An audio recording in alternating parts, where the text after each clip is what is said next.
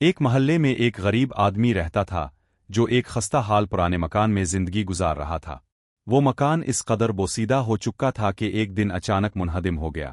غریب آدمی بہت پریشان ہوا اور اس نے نیا مکان بنانے کا فیصلہ کیا۔ اس نے اپنے بچوں کی ضروریات قربان کر کے اور دوسروں سے قرض لے کر نیا مکان بنانا شروع کیا۔ دیواریں بن گئیں، دروازہ بھی لگ گیا، لیکن چھت بنانے کے لیے پیسے باقی نہ بچے۔ چنانچہ اس نے بوریوں کو چھت کے طور پر بچھا دیا اور ان پر مٹی ڈال دی۔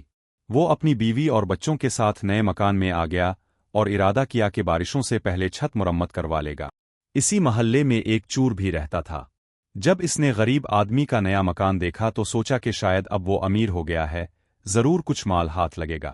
ایک رات جب سب سو رہے تھے، چور چپکے سے مکان کی چھت پر چڑھ گیا۔ لیکن ابھی وہ 2-4 قدم ہی چلا تھا کہ بوری پھٹ گئی اور وہ زور سے نیچے گرا، سیدھا اس غریب آدمی پر جو کمرے میں سو رہا تھا۔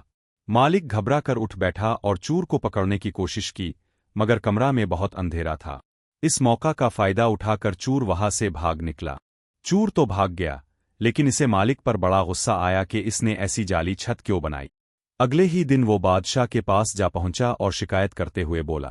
بادشاہ میں ایک گھر میں چوری کرنے گیا، چھت پر چڑھا تو پتا چلا کہ وہاں چھت کے بجائے بوری بچھی ہوئی تھی۔ میں نیچے گرا اور میری ٹانگیں ٹوٹتے ٹوٹتے بچیں۔ اگر آپ کو یہ ویڈیو پسند آئی ہے تو اس ویڈیو کو لائک کریں اور چینل کو سبسکرائب کرنا نہ بھولیں۔